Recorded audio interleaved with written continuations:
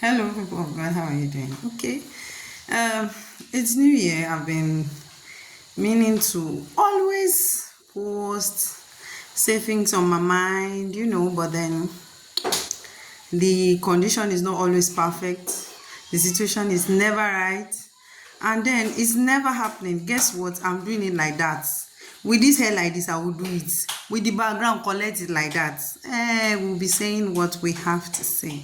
So I'm looking at the story of Hagar and Ishmael.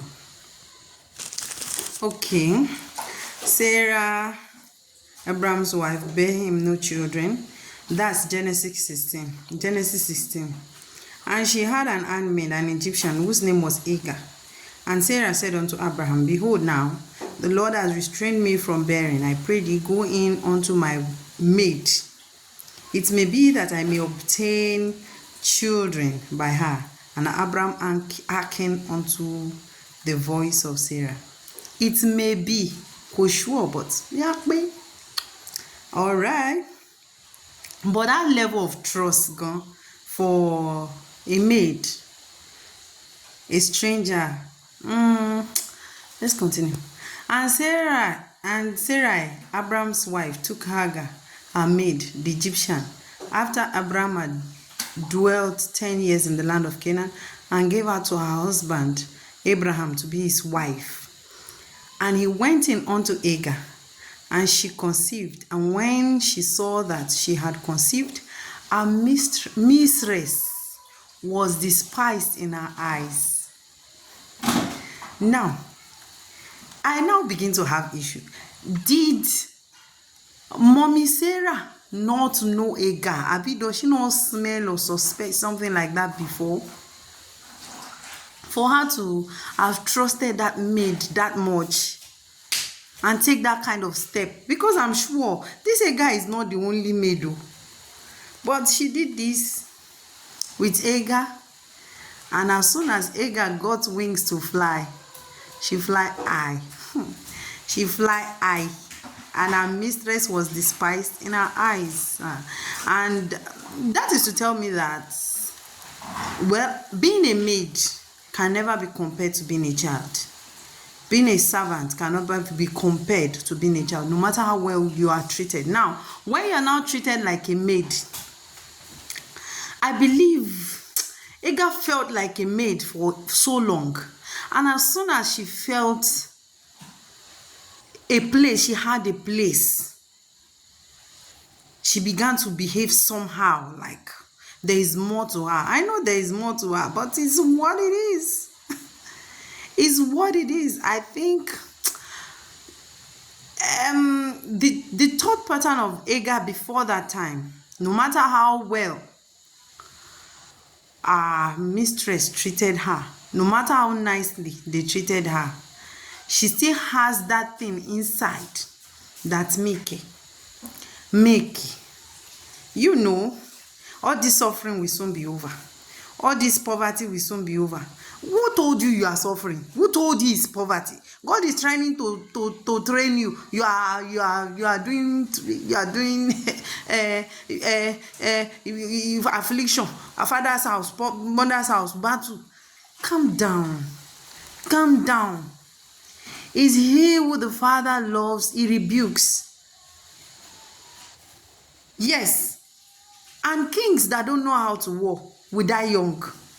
Even the one that know how to war, some of them, they even die in battle. So it's part of life. When you are going through storms, when you feel like a slave, when you feel like servant, beyond what you are feeling and experiencing, can you just see God's hand?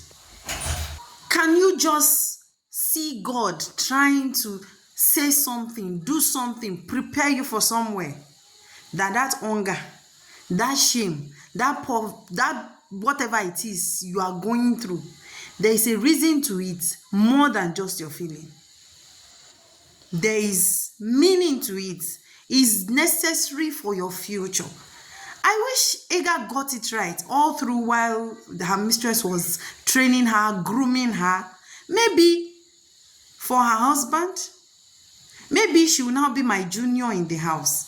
Maybe I can now even see someone to take care of my husband and I can rest. But you know, I will still be respected as the senior. But no, our mistress was despised. God cannot lie. Now, should be his Bible that says it. Our mistress was despised in our eyes. It's just like that. So from when till when did the mistress despise? It is well, oh, we should be taking it easy. We should be taking it easy. And I think we should just take it easy. Everything God has brought you through, and everything God has allowed in your life, there's a reason to it. If he sent his only son to die on the cross for you, do you think he will now make you live his own breath in your nursery? Will leave it for you to now be making you to suffer? No, now. The devil has vices. He has means. But he used those vices, those means, to honor God too. If not, Jesus would not have died. If not that the devil is that wicked, he wouldn't have died on the cross. If not that the devil is that scheming, he knows how to twist the heart of people to display madness. But you know what? You see all those madness, all those scheming, God was finally glorified. And Jesus is now seated at the right hand of the Father.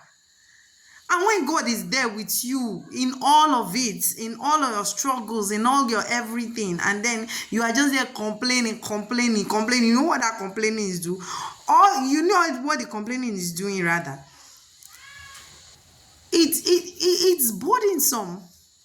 It's burdensome. And that makes me remember the story of the Hebrew boys. See, if they don't enter that fire, that king will not see God.